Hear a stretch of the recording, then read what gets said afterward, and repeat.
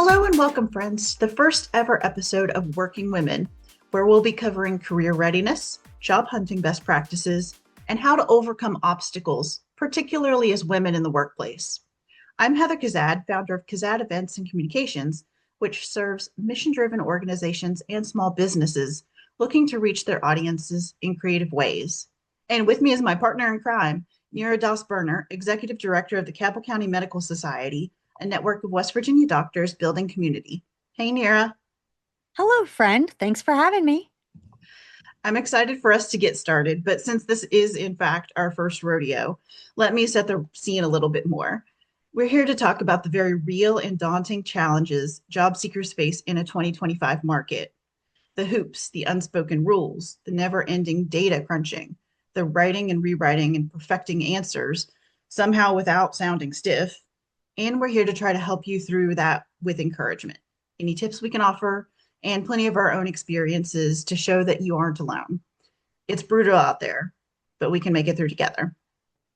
Whether you're currently in the throes of job hunting, you're a recent grad looking to start your journey, or you're a mid-career professional who wants to keep your resume ready for the next opportunity, Neera and I are here for you, and we're rooting for your success. Thank you for joining us.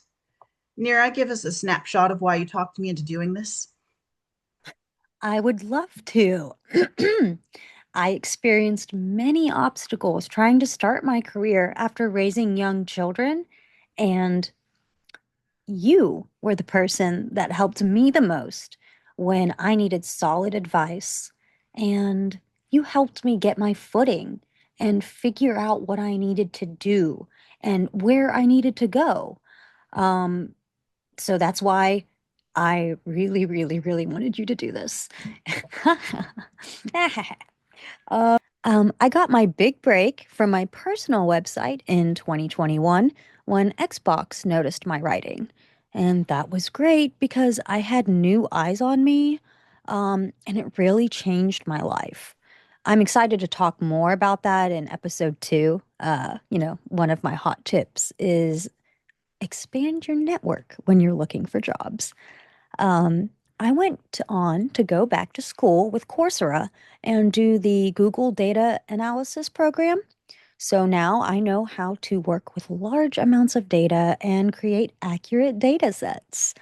Um, my biggest obstacle that I face is trying to be taken seriously. I'm naturally bubbly and silly. I don't mention I'm a former model sometimes because even though it shows my ability to collaborate, it's a mixture for misunderstanding and misinterpretation when people meet me. Sometimes I'm seen as dumb or stupid instead of bright and kind, and I have to take extra care whenever I'm crafting my resumes, um, whenever I'm presenting myself, not to be too much, but because we are women, we get judged very hard. So our messaging has to be so good that it can't be misconstrued, if that makes sense. Yeah, it absolutely does. My work this year has focused a lot on mentorship and guiding people through some of those uncharted waters. In fact, I'm helping to manage a young professionals mentoring program for DC's nonprofit sector. The events I planned for that program inspired the topics that we're covering in these episodes. So I'm kind of double dipping here. I volunteer with YNPN and I'm doing this podcast because most people, particularly women, don't know how to navigate career changes, negotiation, and being taken seriously because we didn't have someone with experience giving us those tips. We didn't know we needed help until the moment passed and we looked back in hindsight. And that's really what I want us to dig into during these conversations. You know, Neera and I made the mistakes. We had the experience. We failed at times. Let us help you tackle the things that you didn't know you didn't know. We're covering what most women were never taught. Know your worth. Advocate for yourself. Humility is important, but so is confidence. Learn how to market yourself and prioritize your goals. So here we are. And now to get into it, since this is our first episode, we thought we should start at the beginning. Resumes. And cover letters, because as much as I keep hearing that the cover letter is dead, every single job posting I see still requires one. And because we live in an age of monetizing absolutely everything, there are consulting firms out there that will customize your resume for you. I assume some of them are good, but others, like the one my husband found a few years ago, will charge you $2,000 and give you the worst resume you've ever seen in your life. That is terrible. And also a good reminder that it is super predatory out there. Be careful, because that makes me angry. Yeah, yeah. I mean, so Matt learned a lesson that day. Um, and for this reason, I advise caution if you plan on taking that path. Of course, there's also AI. And to be clear, AI is only as good as you make it, but most AI resumes are concise, organized, and perfectly acceptable. The downside is AI resumes have become so ubiquitous that to hiring managers, they all kind of blend together. It may actually serve you better to create something clear and personalized on your own that passes through the ATS, which I recently learned stands for Applicant Tracking System. But you still want to stand out from the rest of the pack when it reaches the recruiter's inbox. I'd like to add here a little bit of data professional info. Directly use some of the job postings keywords. If you don't hit any of those words on your cover letter or on your resume that the AI is looking for, you might not even make it to the recruiter. It will be trashed before the recruiter can even lay eyes on it. This is an important note. Artificial intelligence is amazing, but at some point, businesses do have to understand that they're choosing it over humanity. Since AI filters through ATS are commonplace now, it's safer to assume that your resume is going to be seen by a robot before a human. Many times, it's the robot throwing out qualified applicants. So if that make, I hope that makes you feel better. When you're getting told no, just remember, well, the robot didn't like me. Dang it. Yep. But if the application can't be understood by a computer, then the computer cannot recommend you for the job. So prepare for that. Always remember keywords. Muy importante. Um, that's why the information is just as important as how you put it. That is my personal disclaimer as a data analyst. Beyond that, Heather, what does a good resume look like? Yeah, good points all around. So there are definitely conflicting perspectives when you get into the details of resume. But in the most basic terms, a resume should be 1 to 2 pages with your contact information, higher education details, and your work history. If you're in academia or scientific research, you might have a CV instead of or in addition to a resume, which would be longer and list out the details of your research, publications, teaching experience, and such. But for the purposes of this conversation, most US based workers will only ever need a resume. So, drilling further into the content and structures of resume, it often depends on personal preference and where you are in your career. For example, some people don't include their home address in their resumes for privacy reasons and or to counter potential employer bias. As long as you include city and state or general metro area, that's sufficient until you have a signed offer. And if you're a recent grad, your education might go to the top and take up more of the page. But if you're a 20-year veteran in your field, your education might be 1 or 2 lines at the bottom of the page. You want the bulk of content to play to your strengths. Well, after that statement, I think I'm going to again update my own resume. I'm telling you, every time we talk, I'm like, wow, I think I can make my resume better. Like, and that's what I want, which is another hot tip. Whenever you do something you're proud of at work, or if you're learning or you remember new things, add that to the resume. Something I struggle with is still to add projects that I help with when I volunteer. I will jokingly say, it's for the resume instead of it's for the gram because I don't have a gram anymore. So, but I do care about this resume. So thank you, Heather. It's for the resume. What are your thoughts on extras like personal statements or professional references? Yeah, that's sort of a mixed bag. References shouldn't go on your resume, so don't waste the space. You want your references to match the job you're applying for, and usually those come after the first or second round of interviews. If they ask for references up front, you'll provide them in a separate document or through their application questions. Personal statements can be useful if you customize them for each application. They should be one or two sentences about your goals and or your experience that makes you a standout candidate. However, that content isn't really needed on your resume if you're writing a cover letter as a companion piece in your application. See, I'm so glad you said that because I legitimately was able to do the best cover letter I think I've ever done recently because I realized, oh my gosh, the cover letter tells the story of the resume. For And sure. it's from you. It is from you. So thank you, Heather. And again, that is why we are here, everyone, because she is a treasure trove of information. So I'm really not. I'm just th- here. she is. She's just modest. What do you think about the professional certifications? Please say I did something right every time I updated my entire network about my Google certifications. Yeah, I 1000% believe skills and certifications should be listed on your resume, either in their own section or within your work history as bullet points. This is where the ATS keyword search comes into play that Neera mentioned. You want as many of those phrases from the job description as possible showing up in your resume. Tell them you're well versed in Canva or Salesforce or QuickBooks or Meta Business Suite or HubSpot. Tell them you're a certified project manager. Tell them you have a moderate amount of grant writing experience. Whatever it is, you want hiring managers to skim your resume and check every box on their wish list. So, one resume that I'm always going to remember was a graphic designer who indicated her skill level with partially filled in circles based on percentage of competency.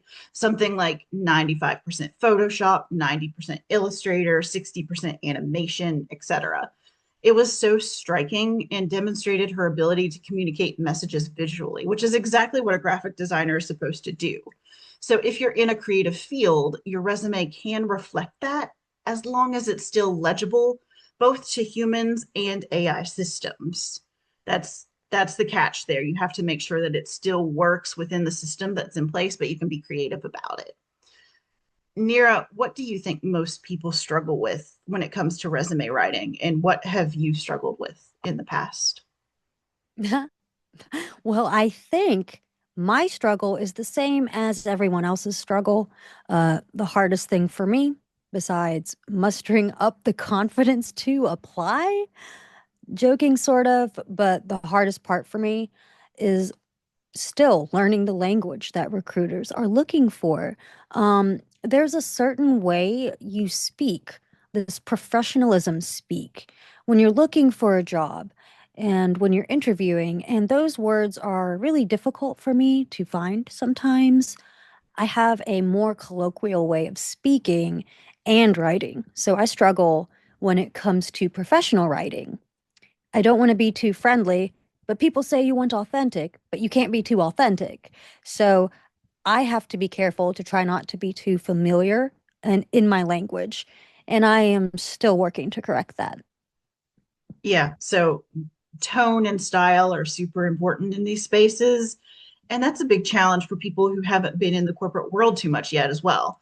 Frankly, it's gatekeeping, but so is pretty much this whole process, and that's what we're trying to kind of unpack with this podcast overall. Oh, the gatekeeping. I think we are always going to be breaking down gates at this point, especially me and you.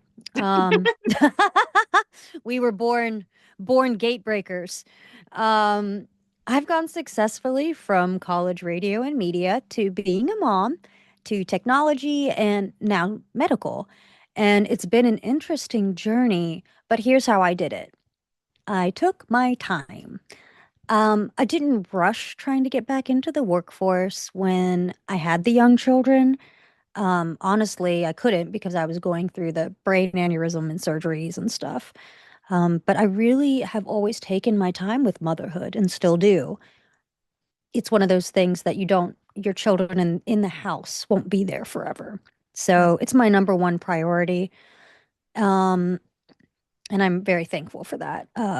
When I haven't been working a 9 to 5 job, I've still always been contributing to something, whether it's volunteering with different social organizations or the school or, neighborhood stuff. Um, I'm always doing something because even when you are doing nothing, you're still doing something. That's a little Tao, isn't it? Working towards something while you're waiting is always a good bet, in my opinion. What advice do you have for people like me with these giant or weird gaps in their resume? What are some solutions that they could consider to help make it to that first interview? Yeah, I mean, follow Neera's advice is basically what I'm going to say. I think your instincts led you in the right direction.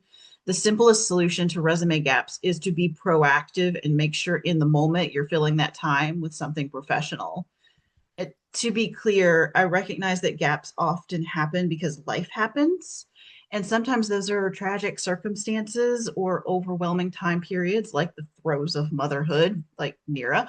Um, so, first and foremost, take care of yourself and your family. But if you have the capacity, find relevant certifications that you can acquire, volunteer with community organizations, join a board, fundraise for a cause, participate in a networking group, utilize your time well, and develop new skills. If, like most people, you take stock of your resume after a significant gap and you realize that might be a red flag for hiring managers now that you're looking to enter or re enter the workforce, think through how you spent your time. What did you accomplish? What did you learn? Who did you serve? Include whatever feels relevant. You can always address employment gaps in your cover letter as well. The good news is that more and more hiring managers are waking up to the reality that gaps happen. Almost everyone at one point or another during their lifetime requires a break for health reasons, family, changing priorities, moves, or even layoffs that don't reflect the worker's capabilities. In 2025, we're in a pretty terrible job market. Um, Hiring managers with empathy will look at the whole picture and take the time to ask you about those questionable sections. What about mothers entering the workforce after 10 plus years, besides the fashion issue that we will be discussing later in our podcast? Yep, spoiler. Um, they are essentially in the same boat as recent graduates or very early career professionals. Generally speaking, you don't want to go much further back than about 15 years on your resume at any given time. It's largely irrelevant by that point and can also contribute to age bias. I would list whatever experience and skills I can within that 10 to 15-year window. All education experience is also still useful. In some circumstances, I've seen mothers list family management as work experience, which of course it is, but you have to find the right way to pitch something like that.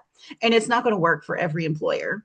No. Talk about budgeting, talk about time management, talk about conflict resolution, project management, and organizing.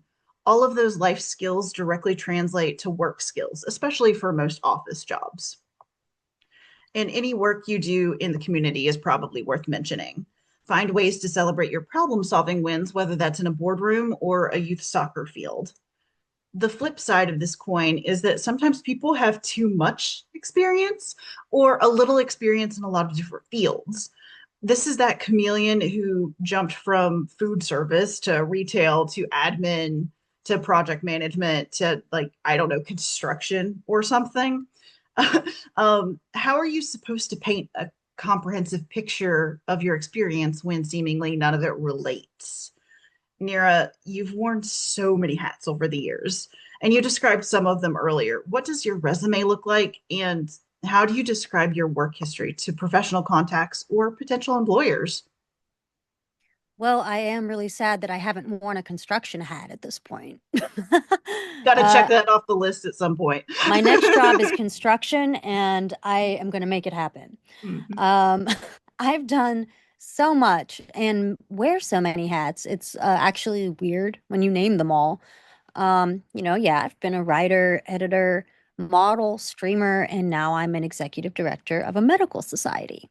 Now, they seemingly have nothing in common, but if you look at what skills I picked up at each one of them, it starts to make more sense. Um, for instance, I always loved writing, but I was never confident enough to do it until I was about 26.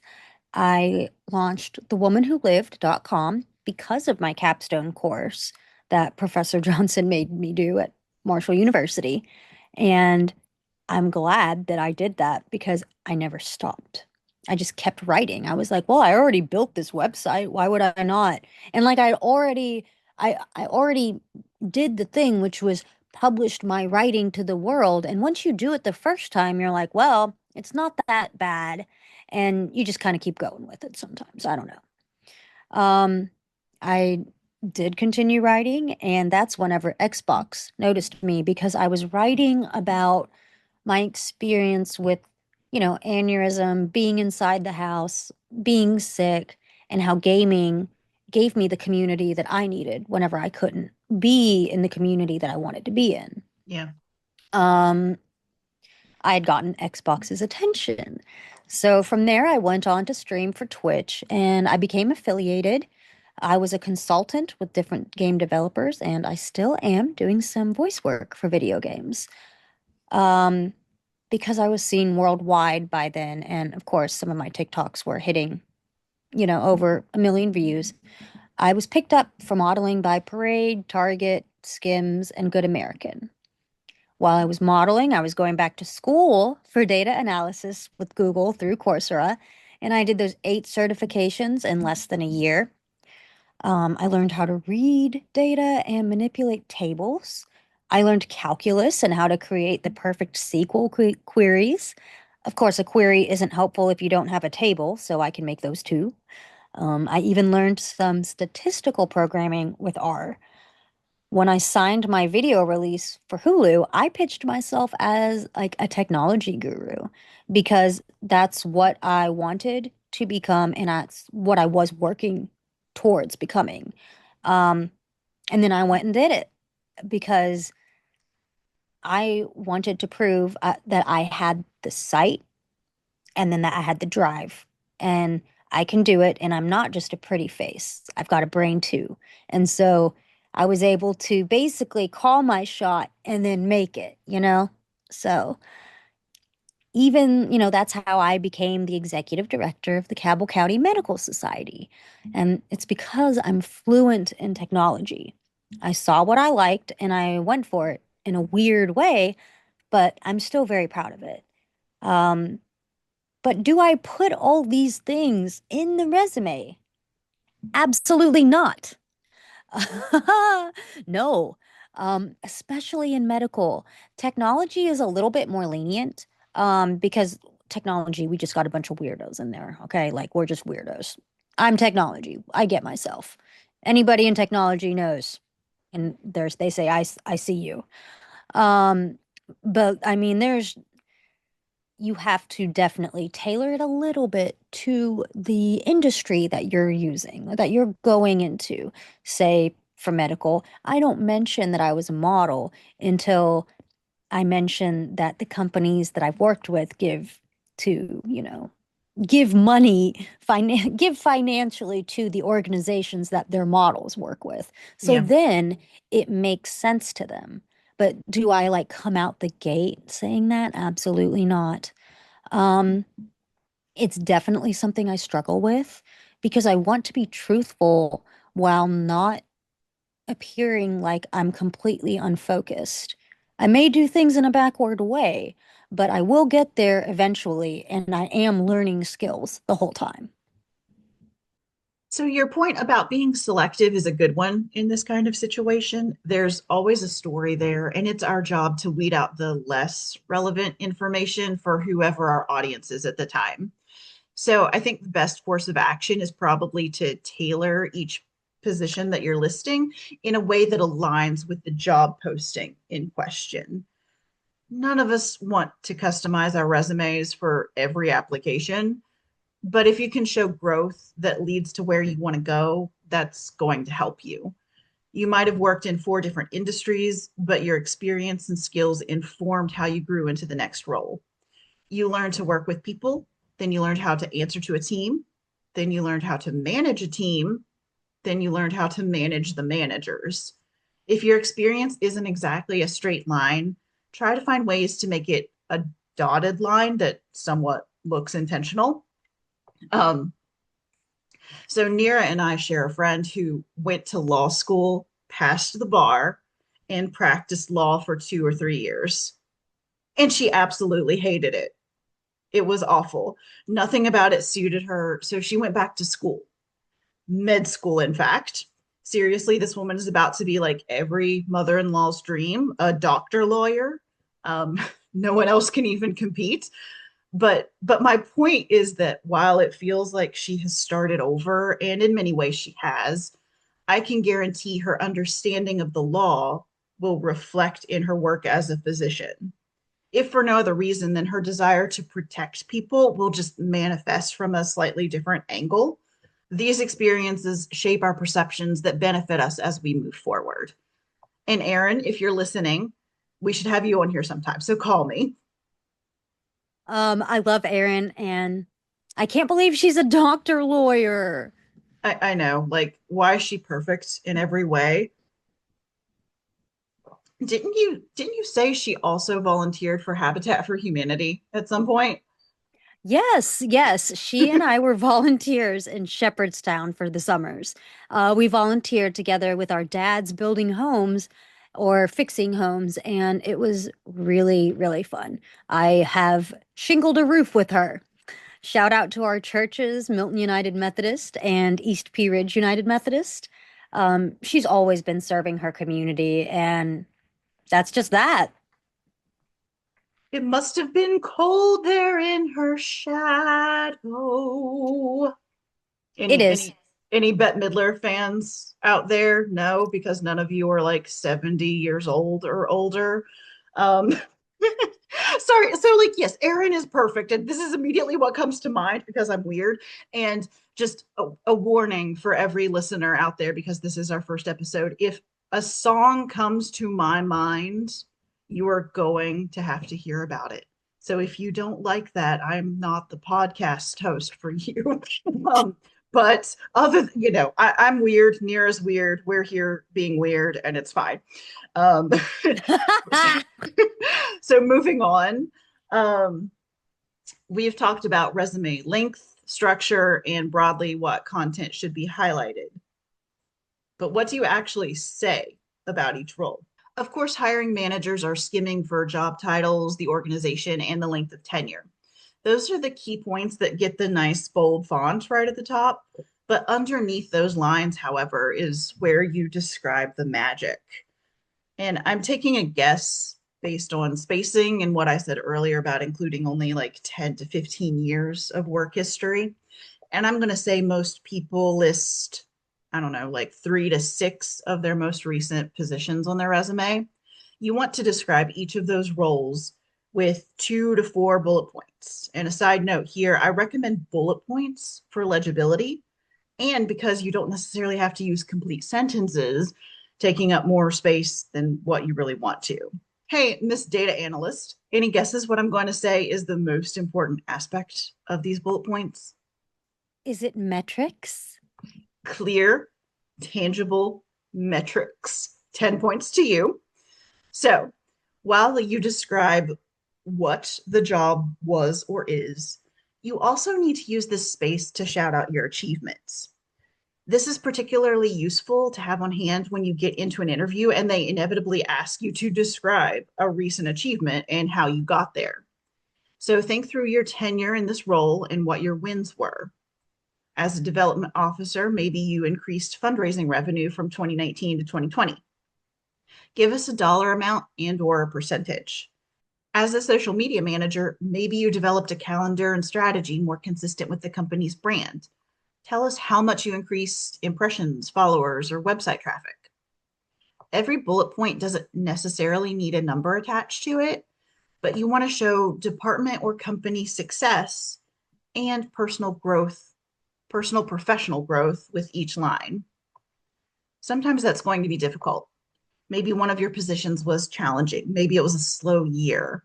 Explain how you held the line. Despite budget cuts, you worked within tight constraints and managed to avoid any layoffs for your team. You can also talk about the skills you learned in this position that have served you in the years since. Perhaps you learned a new tool or software. Perhaps you improved customer service skills through consistent efforts. And make no mistake, soft skills get noticed by employers too. Some things I often list as an event planner include increasing a national conference's attendance to a record high of nearly 900 people. And I also increased that same conference's profit to over $100,000, improving attendee satisfaction surveys to more than 90% responding 5 out of 5 with an overall score. That was actually all one event, but I got 3 different metrics from it. So use what you can there. Talk about your growth as a team player and your growth as a leader. Explain the job, but make sure you indicate how you left the position better than you found it. Neera, you're still pretty new to your current role, and I know your big task is to get things in order and build infrastructure. So, what are some metrics from a past job that you like to highlight? Well, the one metric that I use that I've been just loving to use, honestly, at this point, and I am going to keep my cleared throat there because it makes me sound like I'm a big deal, but I'm not. There we go. One metric I use is how I helped fundraise through a new way, shopping. When you purchase underwear through Parade, you have an option of giving to an organization of different causes. Our organization, like a West Virginia organization, is listed. I was on that call with those wonderful ladies with Parade to get that done. I was modeling underwear for Parade at the time. So I did a little cross-pollination there, I would say. But it's pretty neat that a West Virginia organization gets worldwide fundraising at any time Yeah, for because sure. of some panties.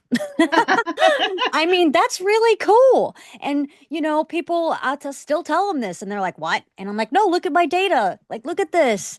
And that was really neat. Another thing that I was able to do was with that same organization, we also get 30,000 units of Julie, which is emergency contraceptive, donated to us.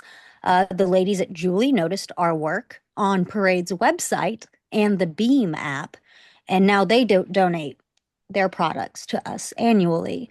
Um, and actually, that does impress the doctors when I mention it. They're like, "What? That's a way?" And I'm pretty proud of that. It's a different way, but it's like a new way because why of doing something. So I like that. Yeah, for sure. So, like, diversified revenue streams is a huge win for any organization because you can't put all your eggs in one basket, right? So, like, this just makes sense. Um, so, mining for these stories can be challenging at times, and I recognize that. I'm going to make an offer right now to all listeners. If you have successes you don't know how to quantify for your resume, reach out to me and I'll try to help for free, I promise. Email me, message me through kazadevents.com or contact me through LinkedIn or Instagram, whatever you want to do. We can figure it out together. I want to be helpful. I'm going to give you the best emails ever. Good there. So like at least I got one, right? I'm going to be really sad if I make this offer and nobody takes me up on it. I'm going to give you the best emails ever. I'm going to They're create going to be new like emails. 17 from Neera. It's all me. I will do it too. I have the abilities, the evil data abilities. I won't do that. So yeah, okay. So remember to use strong verbs on your resume as well. We all understand that few jobs are completed in a silo. We all know you had help, but be sure to take credit for your part. You managed a team that accomplished X. You are responsible for the success of Y. Don't let too much humility talk you out of your next job or promotion. And with that, I think it's time we transition to our cover letter conversation. This is the narrative piece that shows how you think, how you form an argument, and what you value most. A solid cover letter is particularly relevant for anyone going into a writing or communications field. Yet again, AI is an option here, but I don't recommend it for most people. At this juncture, it's pretty easy to spot, and hiring managers want to make sure you understand the company and the role in question. Listen, I'm old school, and I'm a writer. If I'm hiring a writer, I need to know that they have the skills to do the job. If I'm hiring a bookkeeper, writing skill doesn't weigh as heavily. You're all adults making your own decisions, and my personal opinion should be taken with a grain of salt.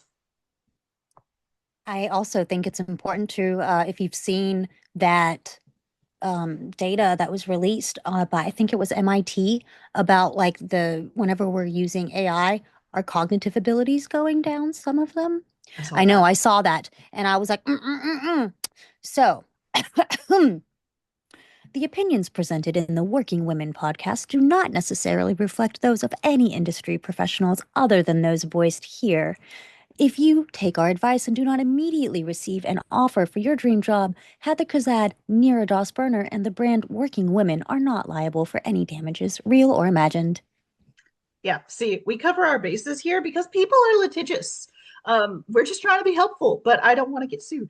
So, so whether you're the one drafting your cover letter or you're feeding prompts to ChatGPT, a cover letter should be no more than a page and, in my mind, include three parts: your relevant experience that speaks to this job listing, an argument for why you would be an asset in this role, and a fairly detailed understanding of what the organization does, along with why working with them is important or helps you reach your goals. Man, and I just used this. I just used this information that you talked about. A common mistake with cover letters is just retelling the resume. You're wasting energy doing that. Employers are looking for the stories between the lines of your resume. They want more information, not the same information in a different format. So, I mean, I have been using these these tips so much lately. I'm glad. So, yes, exactly. Like you can expand on some particularly strong points on your resume if you want to give more context there. But there's no need to say the same thing twice. Talk about some of those recent roles, drop in some of those keywords from the job posting that we talked about, and talk about your successes under similar circumstances. Beyond that, talk about the role in question. Explain why you are qualified and also why you're excited about the opportunity. Talk about your learning style and what you hope to gain from the experience. Convince them you understand the job in front of you and that their goals are attainable if you take the position. Neera, I think it's a good time to bring up our question from the audience. And folks, this is a segment I hope to incorporate into each episode, provided there's enough interest. Send us your career questions and we'll do our best to answer them. So, Neera, who do we have today? Today we have Jonna, and she says she struggles with writing a compelling, unique cover letter that captures the hiring manager's attention. What tips do we have for her? I mean, yes, she hit the nail on the head. We want to be seen. Our cover letter is an opportunity to stand out when our resume might blend in with all the other super qualified candidates. It's easy to say, write something compelling, but it's much harder to actually do that. We're two writers, we understand this. Much less repeat it for every application that you're submitting. As a hiring manager, my first barrier of entry, if you will, is always, does this person know what we do here?